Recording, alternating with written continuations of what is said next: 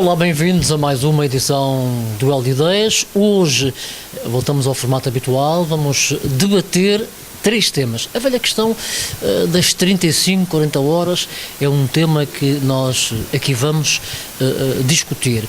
Vamos também comentar uma frase do responsável do BES dos Açores, Walter Furtado, aconselha as empresas açorianas que pretendem crescer a começarem a exportar os seus produtos. Carlos Melo Bento, vamos começar pelas 35 horas. A oposição acusa o governo de não defender a autonomia na questão das 40 horas. Qual é a sua opinião? Bom, isto é um bocado original desta autonomia. Quando a autonomia foi formatada, como se diz agora, na altura a autonomia foi uma espécie de moeda de troca com a independência. Não se dá a independência, dá-se uma autonomia tal, vasta. Montamaral conseguiu a transferência dos serviços periféricos e mais não sei o que e tal, e toda a gente ficou convencida que tinha uma coisa melhor que a independência e que esta autonomia ia funcionar sempre. Mas na altura, e penso até que foi por imposição ou influência do Coronel Melo Antunes, não sei se na altura ainda major, já não me lembro qual era o posto que ele tinha na altura, mas era o homem influente da Revolução, não é? A Revolução, ele era considerado, e foi, em certa medida, o cérebro da Revolução de 25 de abril de 74, e era talvez o mais politicamente culto de todos os chamados capitães de Abril, e no meio disso tudo, dos mais moderados, porque a democracia em parte deve-se a ele não ter descambado por uma ditadura de esquerda mais radical. E ele impôs, um dos limites que ele impôs à autonomia foi precisamente na Constituição, isso acabou por ficar na Constituição, era que os poderes regionais autónomos não podiam legislar sobre as questões de trabalho. Os trabalhos, os trabalhadores era intocável. Aquilo é uma terra de fascistas e de terratenentes e de capitalistas ferozes e tal, vendido aos americanos. O que eles querem é explorar o trabalhador e deixá-lo como um limão depois de espremido. E, portanto, ficou essa regra lá. Por isso, por essas e por outras é que eu chamei a esta autonomia uma autonomia castrada, porque não funcionou. Ela funciona em parte. Tem todas as condições para funcionar, porque há um governo, há uma Assembleia, mas as coisas essenciais, aquelas coisas que são necessárias nos momentos difíceis, tem que pedir batatinhas a Lisboa. Por exemplo esta? Como por exemplo esta. E claro que isso transforma a autonomia numa outra coisa qualquer que não é a autonomia. Meu filho e tal, sais de casa, podes fazer tudo, mas quando quiseres escolher mulher para casar é que tem que autorizar. Podes fazer tudo, sais de casa, ganhas e tal, etc, etc, mas quando quiseres comprar casa, quem manda sou eu. Isso não é autonomia. Isso é um fingimento de autonomia. Uma pseudo, não é? Pseudo-autonomia. Portanto, esta autonomia chegou ao beco sem saída que eu previa há 30 e tal anos. Não é para me estar a gabar, mas a verdade é que eu vi logo que se cortava no essencial, não interessava o ocidental. Não é? O que é que interessa o ocidental? O que me interessa é o essencial de sermos nós a legislar, digamos, de acordo com as nossas necessidades coletivas, não de acordo com as leis que satisfazem as necessidades coletivas de um continente que não é a mesma coisa de um arquipélago. Porque a questão é só esta. A conjuntura é diferente, não é? São coisas as circunstâncias são diferentes. As circunstâncias geográficas de um arquipélago não têm nada a ver com as circunstâncias geográficas de um continente. Acessibilidades, tudo. Não há hoje um pouco minoradas com os transportes a jatos, etc, etc, e as comunicações. E até porque as pessoas estão nos gabinetes, na Assembleia da República, não fazem ideia. Portanto, é óbvio que a Assembleia Legislativa açoriana tinha que tomar uma atitude relativamente a coisa. Só que aqueles que estavam no poder em Lisboa na altura, aqui era o PSD, sempre esteve no poder e durante 20 anos o PSD era uma esquerda fingida, não é? Era uma direita disfarçada, muito salpicada de democracia cristã, enfim, a figura gigantesca de Monte Amaral, enfim, é um homem muito inteligente e muito capaz e, portanto, a figura dele disfarçava um pouco os defeitos da carruagem, não é? Ele era maior que a carruagem e, portanto, enquanto ele existiu ali, foi acusado de separatista, foi acusado disto e daquilo, mas ele lá conseguiu resolver, também com muita sorte, conseguiu resolver os problemas. Nunca pensaram que a esquerda podia estar no poder aqui. Uma das coisas que me fez nunca apoiar nem a esquerda nem a direita, porque eu achava que a questão política interna deve ser resolvida pelos açorianos depois de uma autonomia verdadeira, de uma independência. E não antes. Porque antes, se eu for tomar partido pela direita ou pela esquerda partidária, eu estou a queimar um pouco a minha pequena autoridade nas ideias que defendo. E, portanto, nunca meti nisso. Mas calculei sempre que a esquerda havia de chegar ao poder. E, a certa altura, apoiei a ida da esquerda para o poder, porque achei que era a altura, já um pouco atrasada, de haver alternância. A esquerda está no poder. E agora a esquerda é que tem. Como aquele gatinho, eu gosto muito de contar, você vai censurar esta parte, mas eu vou lhe dizer, é aquela história da senhora que está com o gatinho encantado na cama, que lhe dá um beijo e ele se transforma num príncipe, não é? E quer casar com o príncipe, mas o príncipe diz, não, mas não te lembras naquele dia que me levaste ao veterinário?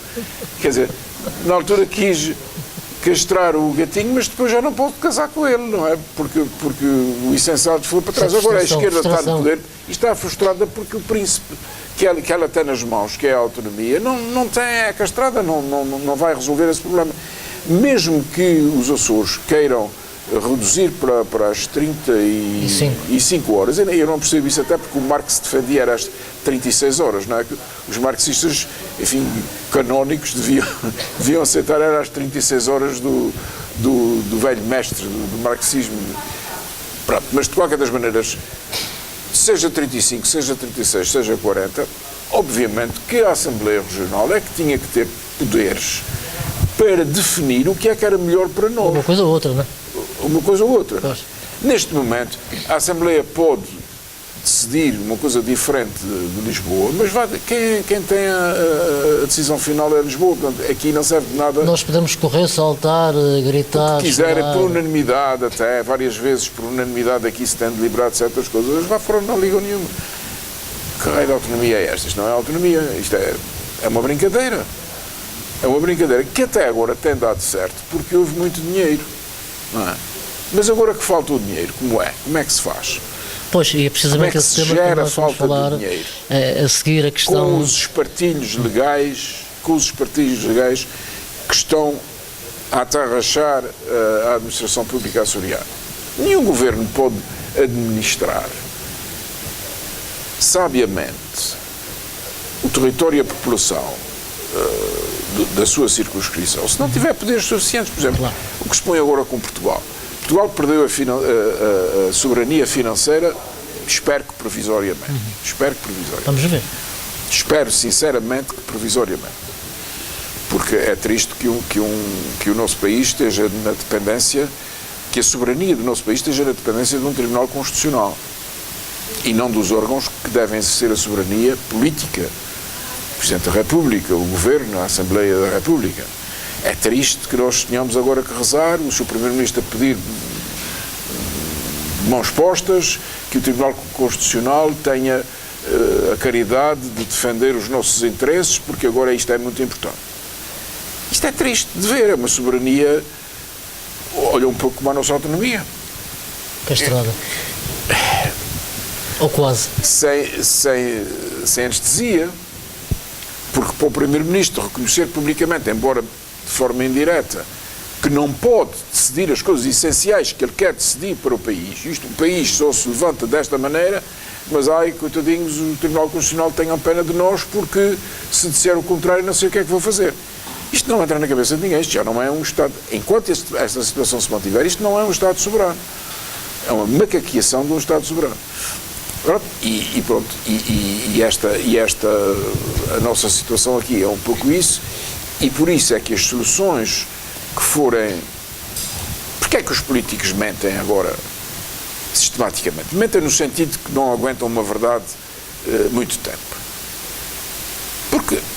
A decisão não é deles, a decisão é dos outros.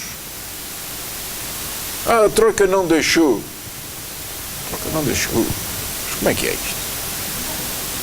Nós entendíamos que se não devia cortar tanto nas pensões ou que não se devia fazer não sei o quê, mas a Troika foi implacável, não deixou. Mas quem é que manda neste país? É a Troika? Parece que é a Troika. Ou somos nós? Parece que é. E eu bem sei que é muito difícil recusar o dinheiro que eles nos cedem, não é? Para a chamada reestruturação. Porque a asneira foi tanta, que acabámos por ficar na mão dos credores, não é? Caos não existe, felizmente. Pois, mas uma espécie. Agora estamos à beira do abismo. Pois. Estamos à beira desse abismo. Recuperar com humilhação, eu não estou preocupado com o agora, estou preocupado é depois o que é que a geração mais nova vai pensar do governo que tem, que não é ele que manda, está submetido a uma força maior. Por definição, os governos são as forças maiores dos países. E Mas neste caso não é. Neste caso não é. O que é que o governo não terá de fazer para recuperar a autoridade que lhe foi deixada pelos regimes anteriores? O regime anterior deixou uma herança de poder disciplinado e acatado. E agora, como é? Qual é o efeito que isto vai ter na cabeça das pessoas? Porque as leis de um país só são válidas se forem acompanhadas da convicção da obrigatoriedade. Não é porque eu sou preso de 30 anos que obedeço à lei de não roubar, ou de não matar, ou de não esfolar. Não é isso. Eu estou convencido, e a maior parte das pessoas está convencida, que essa lei é uma lei boa. Porque quando as pessoas se convencerem que uma lei não presta, pura e simplesmente não lhe obedecem. Nem fazem caso. Nem fazem caso. A convicção da obrigatoriedade tem que acompanhar as leis, as fontes de direito. Porque senão, em vez de obediência, tem uma gargalhada. Pois. Que ninguém cumpre, só se tiver a ser visto pela polícia, e é preciso que o polícia concorde, esteja convencido que a lei é boa. Porque se ele não estiver convencido disso, ele também não aplica a lei. Ora bem, há aqui outro tema que é a questão, já que falamos de verbas, de dinheiros, os Açores e Madeira vão ter menos dinheiro em 2004. Em 2013 os Açores teve, no Orçamento de Estado, 318 milhões, para 2014 cerca de 250 milhões. Pronto. É tal convicção geral. Penso que não há ninguém que não, minimamente lúcido, que não perceba que nós vivemos muito acima das nossas possibilidades. O que é viver muito acima das nossas possibilidades? É ganhar 1000 quando devíamos ganhar 750. Não é comprar o carro e a casa, isto e aquilo, não é isso que está, é a fonte disso, quer dizer, é ganharmos mais do que aquilo que devíamos estar ganhando. E se nós ganharmos mais do que aquilo que devíamos ganhar, e se chegarmos à situação em que o credor bateu à porta e diz: "Ó menino, vamos lá pagar aquilo que me deves", nós temos que passar a ganhar menos e a pagar mais. Opa, mas o político tal ganha assim, o administrador tal ganha assado. Isso tudo junto não dá para nada. Tudo junto. Dessas injustiças que se fala aí, de que fulano ganha 1 milhão e que o outro meio milhão e o outro não sei o quê. Tudo junto não dá para pagar nem 1/10 do juro que a gente tem que pagar todos os meses, por causa de termos vivido acima das nossas possibilidades. Não é caso único na história. O Mussolini e o Hitler, quando os seus países chegaram a uma situação, por razões diferentes, mas a uma situação parecida com a nossa, diminuíram os salários à força da bala. Não diminuem aqui? Bom, aqui é preciso que haja força.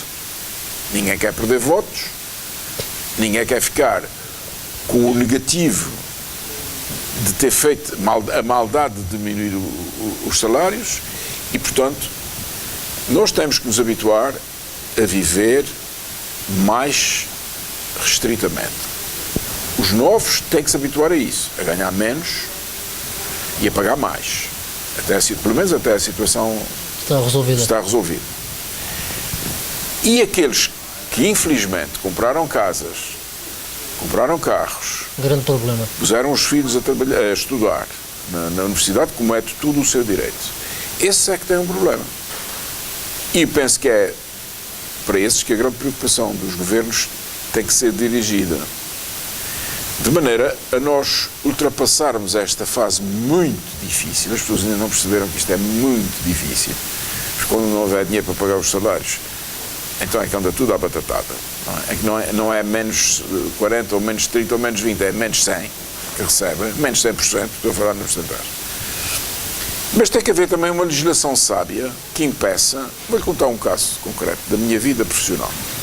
Um banco empresta 78.000 euros para a compra de um imóvel. A pessoa, por diversas razões, não interessa, não conseguiu pagar.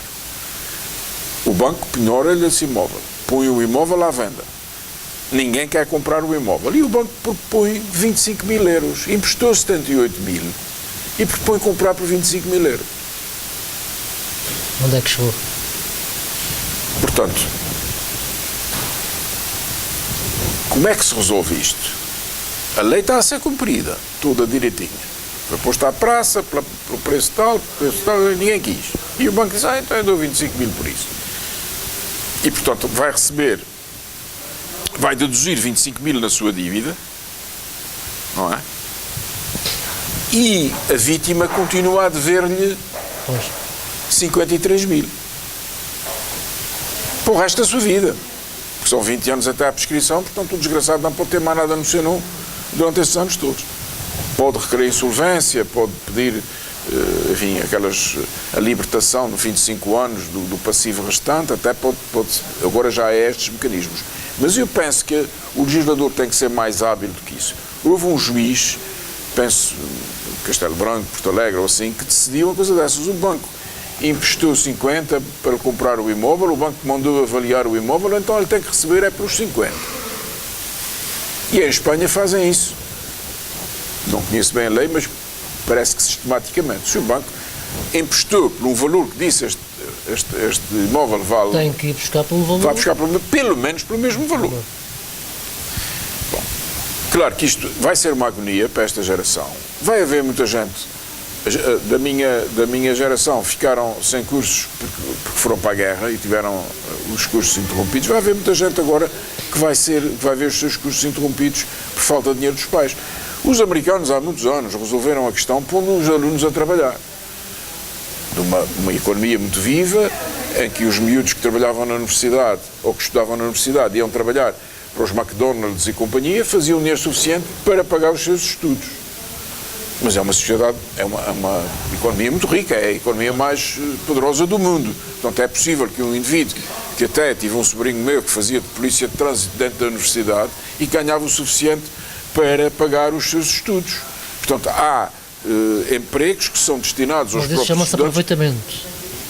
É uma sociedade muito dinâmica e que rapidamente se adaptou às situações difíceis que a própria economia vai gerando.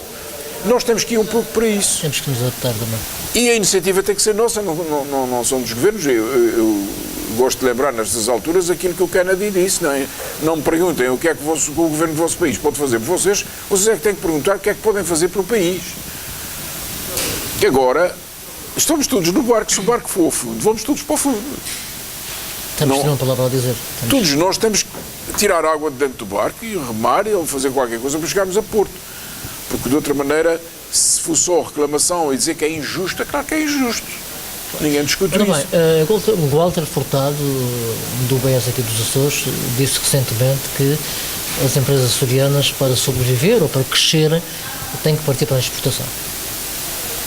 O Dr. Walter Furtado é gerente do BES Açores, que é um banco muito vivo, e que tem uma ligação à economia açoriana muito mais intensa, não sendo de capitais exclusivamente açorianos. Foi uma desgraça termos vendido o BCA para estranhos, mas pronto, aconteceu, não há nada a fazer. Os bancos com capitais de cá são algumas caixas muito pequeninas que não têm conseguido ultrapassar a barreira do som bancário. De todos os bancos, ainda é aquele que está mais próximo de uma política açoriana autónoma em relação ao resto do banco. A família que domina aquele banco é uma família muito inteligente. O Dr. Walter Furtado é um habilíssimo bancário, para não lhe chamar mesmo banqueiro, porque ele é que dirige, pelo menos é a figura visível do funcionamento do banco, e claro que uma das grandes soluções agora é a exportação. A exportação, o que é que se vai exportar? Eu não sou perito nessa área, não me vou pronunciar sobre isso, mas se a gente puder exportar, o que eu não queria que exportássemos eram os cérebros. Porque nós não podemos ser apenas uma fábrica de trabalhadores qualificados para os outros. Nós temos uma universidade que, graças a Deus, prepara muitíssimo bem os seus alunos a um nível técnico superior, licenciados, bacharéis, mestres, doutores, etc. E isso é uma mina de ouro para qualquer terra. Agora, se a gente está a produzir as pepitas de ouro, para levá-las para os outros, é muito triste. E, portanto, é preciso que haja realmente uma produção, um incremento da produção, tanto quanto é possível. Eu não sei, quer dizer, eu vou fazer 72 anos e tenho visto na nossa terra, por exemplo, a indústria de laticínios, hoje não tem nada a ver com o que era há 30 anos, em limpezas, em eficiências. Mas nós temos sempre aquele problema dos transportes. Temos um problema dos transportes, não é ultrapassável, inultrapassável, não é inultrapassável porque os mas chineses, é difícil, os chineses conseguem colocar os exatamente. produtos mais baratos, portanto, isso não é uma coisa do outro mundo. Mas, claro, se ele põe a tónica na exportação, se houver inteligência da parte dos empresários açorianos, ou pelo menos micalenses, eles têm que aproveitar isso, porque se a banca está abrindo aquela porta é porque quer que as pessoas invistam na exportação. Uma exportação tem que ser... Nós temos produtos de altíssima qualidade, dentro dos laticínios, vários. E, portanto, agora, o meu medo é que já estejam explorados até quase à exaustão. Pode-se produzir mais chá, pode-se produzir mais queijo, eu não sei. Quer dizer, eles é que hão de saber isso. Exportar casas não podemos, não é? Exportar carros também não. Vendê-los em segunda mão para a África, isso estão a fazer a muito bom ritmo, não é? Mas de que maneira é que se resolve? Os problemas económicos são muito difíceis e os especialistas ainda não estão de acordo. Os especialistas em economia, mesmo a nível mundial, ainda não estão de acordo sobre a solução. A solução da austeridade, há quem defenda e há quem critique acerbamente. Não é? Os próprios americanos, há agora um estudo de uma dupla de Harvard que começou a produzir alguns frutos relativamente a isso, a ligação entre a economia dita, os PIBs e o rácio do desemprego, enfim, há aí uma série de equações matemáticas que teoricamente estão certas, tem que se tirar o chão, mas vai dar certo. Pois. Nós também temos que ver. Teoricamente estão certas, na prática é que falta saber. O problema é que vai correr o tempo e aqueles que falei que estão aflitíssimos, já há casos de suicídios de empresários, o meu escritor já teve casos de suicídios de empresários, portanto há pessoas que não têm coragem de enfrentar a sociedade porque decaíram de bens. Isso não é uma coisa só dos filmes. Pois, exatamente. O indivíduo que pega num carro, toma uma babadeira de propósito e atira-se numa ribanceira abaixo para se matar porque está completamente insolvente e não quer passar pela vergonha de cruzar as pessoas e saber que lhes deve dinheiro. Isso é muito triste e é muito perigoso, não é? Porque isto depois é uma bola de neve. Bom, vamos a uma coisa mais bonita. Vamos aos livros. Vamos aos livros, evidentemente. Há aqui... Eu tentei arranjar 3 poetas, mas depois, não sei se é por má disposição minha sequer, mas só gostei de um poema. Mas vou falar dos outros, evidentemente. Oliveira São Bento foi um poeta, era advogado em Ponta Delgada, e foi um poeta muito prolífero, publicou imensas obras. Eu peguei neste do Vulcão em Flor, que é uma coisa dedicada às furnas, e eu sei que ele tem poemas sobre as furnas muito bonitos, mas não encontrei nenhum aqui. Não tive sorte nesta publicação. Francamente, não achei que houvesse um poema que me deliciasse. E ele tem, eu de ver se consigo trazer para os telespectadores um poema de Oliveira São Bento. Foi um bocadinho criticado pelos poetas académicos, como o Dr. Armando Coutos Rodrigues, enfim, que era um homem de literatura. Nós, os advogados, quando nos metemos fora da nossa área, somos muito castigados pelos académicos, não é? E ele foi um desses, mas tem poesias muito boas também. O outro já é um caso mais complicado, é José Martins Garcia. José Martins Garcia é um homem das ilhas do Grupo Central, é um escritor de altíssima categoria, a nível mundial. A obra dele, nós já falámos aqui, já aflorámos aqui a sua obra. A obra dele é uma obra que está por revelar, mas é das coisas, até pena não se terem feito já séries televisivas sobre os romances dele, como A Fome ou O Contrabando Original, etc. Eu não sou um especialista em literatura, mas a poesia dele, para quem gosta desse tipo de poesia, é realmente uma poesia muito interessante. Mas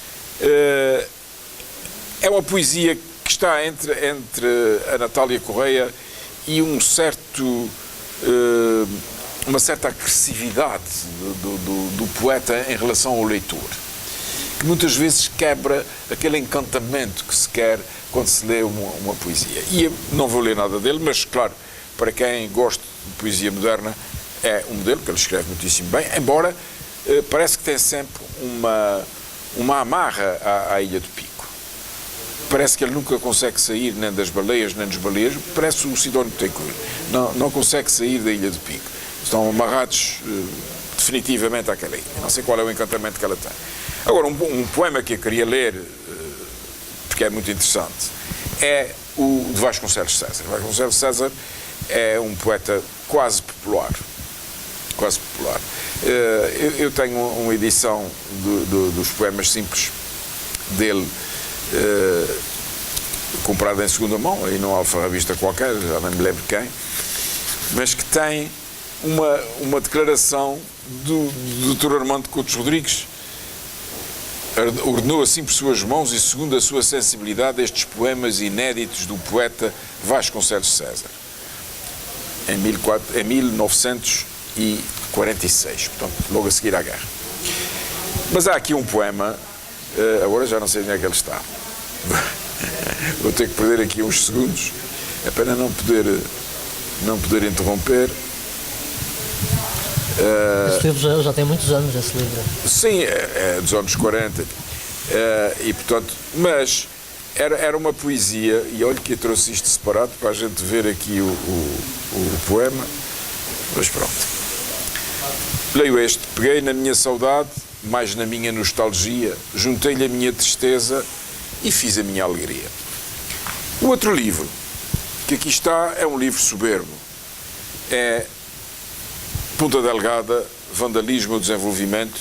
É um livro de Carlos Falcão Afonso, é um médico de Ponta Delgada, um homem culto e amante da sua terra, e que fez uma monografia de Ponta Delgada, que é talvez a mais brilhante das monografias que existem sobre a cidade de Ponta Delgada. Sobre a história da cidade e os monumentos da cidade, penso que tem tudo. Acho que não há nada neste livro, não há lacuna nenhuma neste livro. Tudo o que a gente quiser saber de Ponta Delgada está aqui. Tudo. A história, o presente, a guerra, o pós-guerra, tudo está aqui. É um livro realmente extraordinário, é uma investigação. Eu não sei até como é que ele conseguia ser médico e ao mesmo tempo escrever este livro, não é? Ele hoje está semi-reformado, mas, enfim, esta publicação é uma publicação soberba, isto é uma autêntica tese de doutoramento. Claro, ele é muito crítico.